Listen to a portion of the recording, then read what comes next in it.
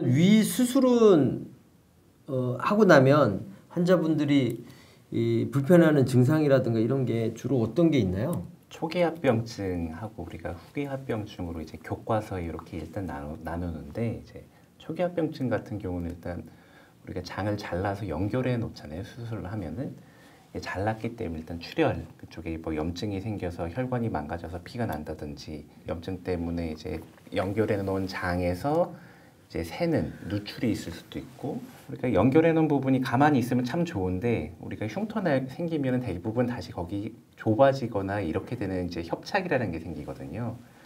이 협착이라서 이제 우리가 음식물이 제대로 내려가지 않아서 구토를 하는 경우도 있을 거고 이렇게 구토를 하다 보니까 이제 토사물이 폐로 넘어가서 폐합병증이 생기거나 이런 문제가 생길 수도 있습니다.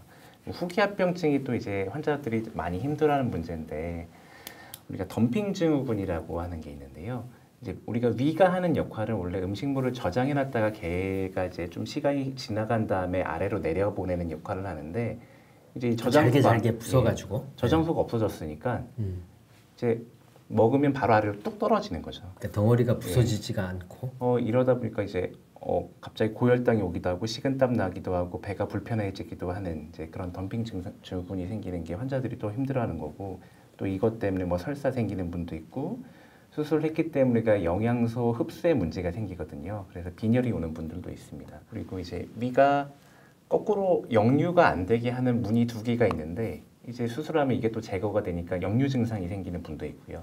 식도염도 그것 때문에 생기고 수술하고 나면 환자분이 불편해질 증상은 사실 굉장히 많죠. 그러니까 수술 후에 수술 상처 부위에 문제가 있어서 생기는 급성기 문제점이 있고 그 다음에 체력이 떨어져서 생기는 뭐 폐렴이라든가 뭐 그 다음에 누워 있으면서 생기는 색전증이라든가 이런 일반적인 수술의 부작용들이 좀 추가로 당연히 모든 수술에서 있을 수 있는 거니까 그런 부작용들이 급성기 부작용이라고 할 수 있고 그 다음에 수술 부위가 뭐 터지거나 뭐 이 출혈이 생기거나 거기 수술 상처가 남는 과정에서 좁아지거나 뭐 협착 같은 게 온다거나 뭐 이런 문제가 생길 수 있는 거고 그 다음에 위가 없어졌기 때문에 생기는 기능적인 이상으로 생기는 다양한 후기 합병증이 있는 거네요. 그죠? 우리가 요즘에 살 빼려는 수술 중에 비만 수술 중에 사실은 위를 거의 자르는 거와 유사한 정도의 어떤 수술하는 것들이 있잖아요. 그리고 베리아트릭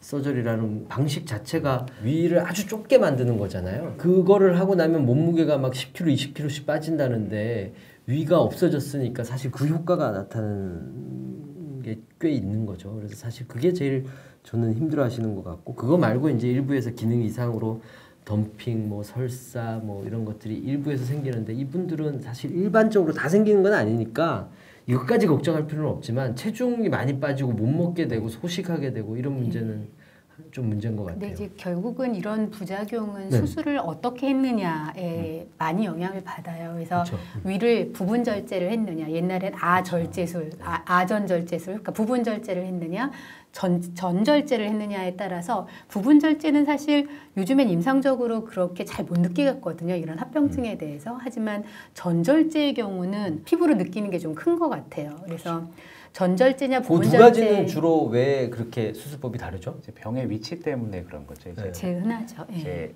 우리가 식도에서 넘어가는 이제 위에 상부에서 병이 생기면 이제 위를 남길 수 없고 위를 다 잘라야 되는 전절제를 택하게 되고 이제 위에서 상부가 지나가서 이제 12지장으로 넘어가는 쪽에 생기면은 이제 위에 일부 상부를 남길 수 있게 되는 거죠. 그러니까 병의 정도보다 병기보다는 병의 위치가 위치. 훨씬 더 중요하다라는 거죠.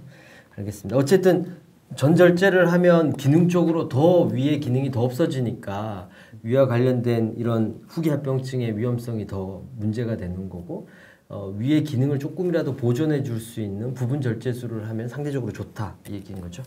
알겠습니다. 그리고 빈혈에 대해서 좀 말씀드릴 거는 사실 빈혈에 대해서 우리가 잘 검사를 안 하는 경향이 있거든요. 그래서 정기적으로 빈혈에 대한 검사는 꼭 하시는 게 좋을 것 같아요. 왜냐하면 이제 외과 선생님이 정기적으로 와서 검사를 하는데 사실 혈관피성 빈혈이나 엽산이나 비타민 B12에 대한 그런 게 결핍이 될 수 있기 때문에 빈혈이 나중에 그러니까 초반에 안 생기는데 나중에 생길 가능성이 높죠. 그렇죠.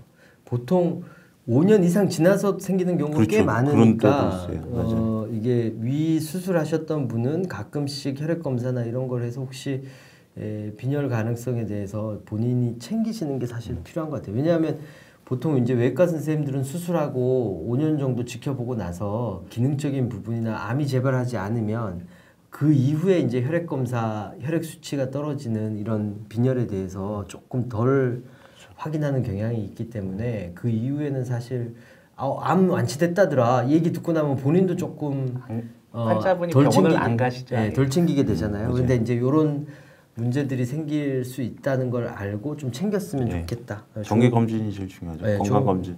좋은 말씀이십니다.